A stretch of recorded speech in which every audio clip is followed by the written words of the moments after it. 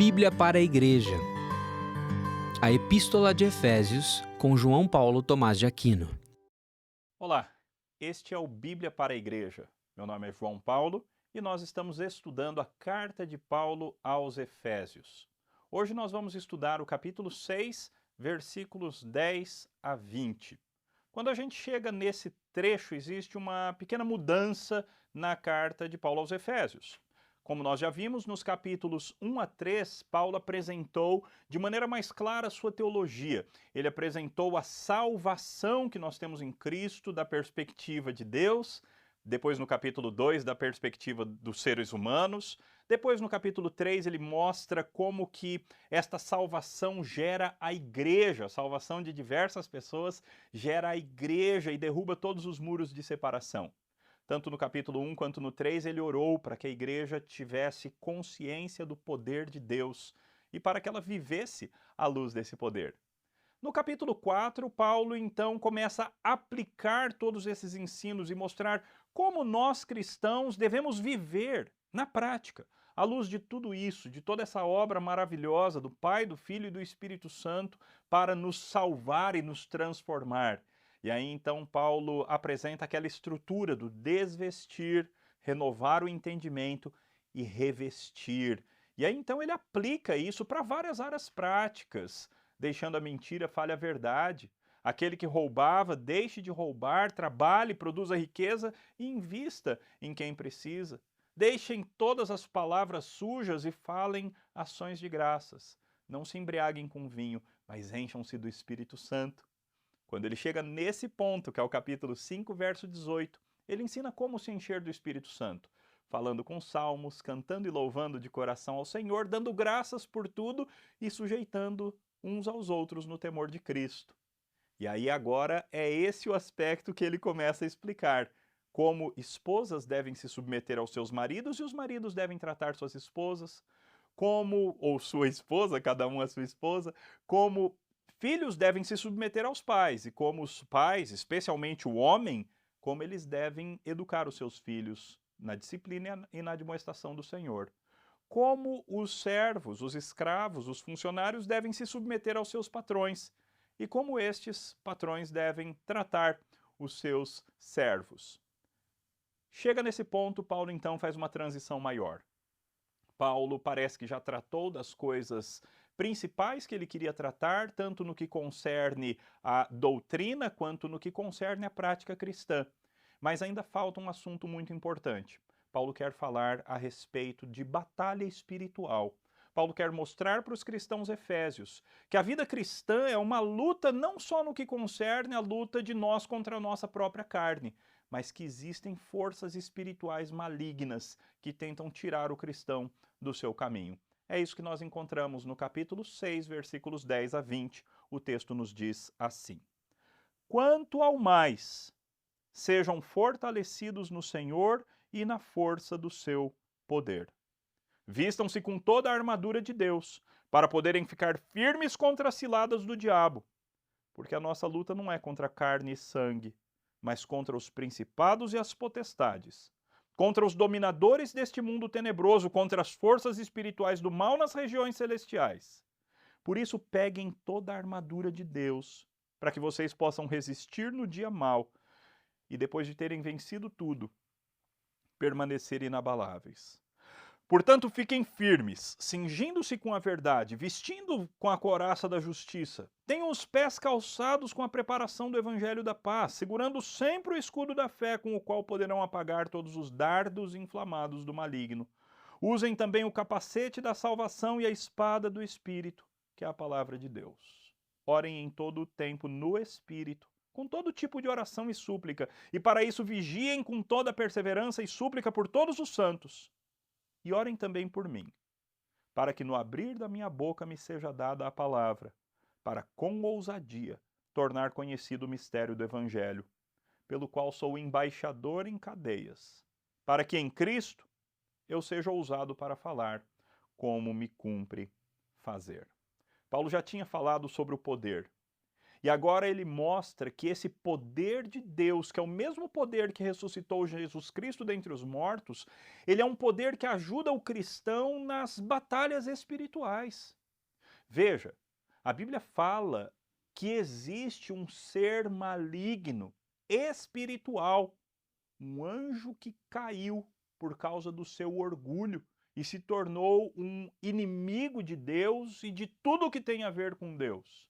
Ele odeia os cristãos e ele quer destruir os cristãos. A Bíblia diz que ele anda em derredor procurando alguém para devorar. A Bíblia diz que ele, como o nosso texto disse, atira dardos inflamados. E o diabo, Satanás, ele tem a sua hoste de anjos caídos, os demônios. E esses atacam os cristãos. E é sobre isso que Paulo fala no nosso texto. E é exatamente porque existe essa realidade espiritual invisível de seres malignos que querem nos tirar do caminho do Senhor, é que Paulo ora: sejam fortalecidos no Senhor e na força do seu poder. Paulo nos relembra que nós não estamos vivendo como quem vai para a praia, nós estamos em guerra. Há muito cristão que está em guerra e, não consciente de que está numa guerra, está vestindo roupa de praia. Irmãos, nós estamos numa guerra espiritual, uma guerra da luz contra as trevas, uma guerra na qual nós somos aqueles que pertencem ao time do Senhor nosso Deus. Mas existe o inimigo, o diabo, e ele quer destruir os que pertencem a Deus. Por isso Paulo dá essa ordem: vistam-se de toda a armadura de Deus. Vistam-se de maneira adequada, com armas espirituais, para viver neste mundo mal. Por que a gente precisa disso?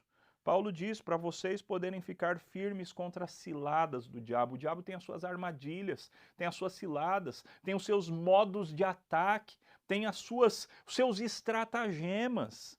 E nós precisamos da armadura de Deus para ficar firmes. Paulo explica porque a nossa luta não é contra o sangue e a carne, mas é contra principados e potestades, dominadores desse mundo tenebroso, forças espirituais do mal nas regiões celestiais. Paulo usa vários nomes para falar desse mundo espiritual, das trevas, e um mundo que tenta atacar os cristãos. E é por isso, é porque existem demônios que tentam atacar os cristãos.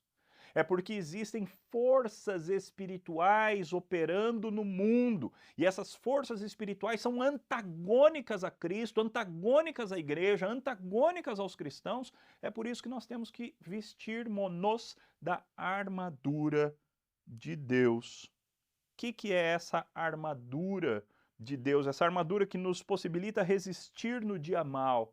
Essa armadura que nos possibilita entrar na batalha e vencer a batalha e continuar de pé mesmo depois do final de cada uma das batalhas que vem contra nós ou nas quais nós entramos. Qual é essa armadura? Paulo pega então a armadura do soldado romano e ele espiritualiza essa armadura da seguinte maneira. Portanto, versículo 14, fiquem firmes, cingindo-vos com a verdade. Usem o cinturão da verdade. Na nossa luta, nós não apelamos para mentira, nós não apelamos para meias verdades, mas parte da arma do cristão é a verdade. Vestindo-vos da couraça da justiça. A couraça que protege o peito, os órgãos, alguns dos órgãos inferiores. Essa couraça, no nosso caso, é a justiça. A verdade e a justiça são parte das nossas armas de defesa contra o mundo espiritual maligno. Os pés devem ser calçados com a preparação do Evangelho da Paz. O Evangelho da Paz, o Evangelho que nós anunciamos é o que protege os nossos pés. Como Isaías diz, ó, como são belos sobre os montes os pés dos que anunciam boas novas. Ao anunciar boas novas, nós estamos nos protegendo e nós estamos portando e vestindo armas que têm a ver com essa batalha espiritual, segurando sempre o escudo da fé. A fé é como esse escudo que nos protege dos ataques desses seres espirituais que querem nos derrotar. Aliás, é impossível não ver, não ouvir, não nos lembrarmos do livro O Peregrino ao lermos esse texto. De maneira maravilhosa, John Bunyan conseguiu representar esta realidade da vida do cristão como uma vida de batalha, como uma vida de luta, mas uma luta na qual nós temos ferramentas, armas que são dadas para nós pelo nosso Senhor, pelo general do nosso exército. E nós temos, caso usemos adequadamente as nossas armas, nós temos vitória garantida. Paulo continua explicando. Ele diz que o escudo da fé nos ajudará a apagar os dardos inflamados do maligno.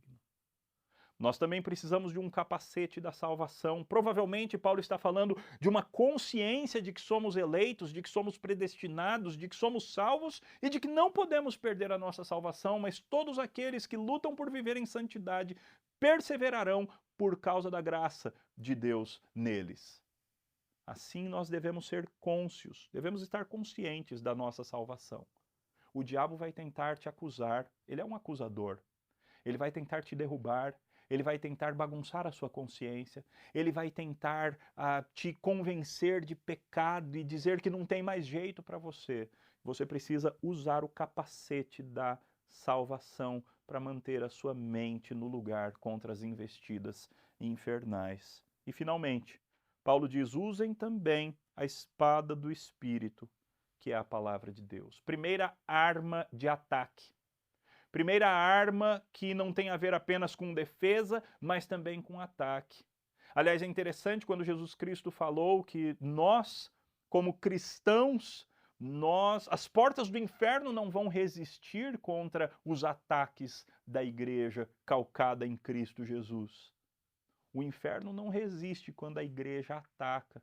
E nós vamos lá no reino das trevas e somos os instrumentos de Cristo para arrancar pessoas que hoje estão nas garras do diabo, do mundo e da carne e trazê-las para a luz do Senhor. Nós fazemos isso com a espada do Espírito, com a palavra de Deus. É curioso, porque quando chega no versículo 18, Paulo deixa as metáforas de lado. Ele deixa essas metáforas da armadura de Deus de lado e ele fala da oração. Paulo não quis metaforizar a oração, mas ele, de maneira literal, ele diz, orem em todo o tempo no Espírito, com todo tipo de oração e súplica, vigiem com toda perseverança e súplica, orem também por mim. A última parte do que nós precisamos para entrar nessa batalha é a oração. Todo tipo de oração. Oração, súplica, oração no Espírito. Nós devemos orar. Paulo pede oração por si mesmo. Nenhum de nós é super-homem, nenhum de nós consegue entrar nessa batalha nas suas próprias forças. Nós precisamos da força que vem do alto e para isso a oração é fundamental. Cristão, lembre-se que você está numa batalha. A sua batalha não é apenas contra carne e sangue, mas a tua batalha tem a ver com as regiões celestiais, tem a ver com o mundo espiritual. E você é alvo do ataque de demônios incontáveis. Assim como Lutero cantou no hino Castelo Forte é o nosso Deus, nós sofremos ataques demoníacos. E para resistir no dia mau, para continuarmos de pé depois das batalhas, precisamos usar a armadura de Deus. Que assim você faça, que você se revista dessa armadura do Senhor e continue firme, cheio de oração, usando a palavra de Deus, usando a consciência da salvação, usando o evangelho da paz, usando a justiça, usando a verdade para a glória do Senhor.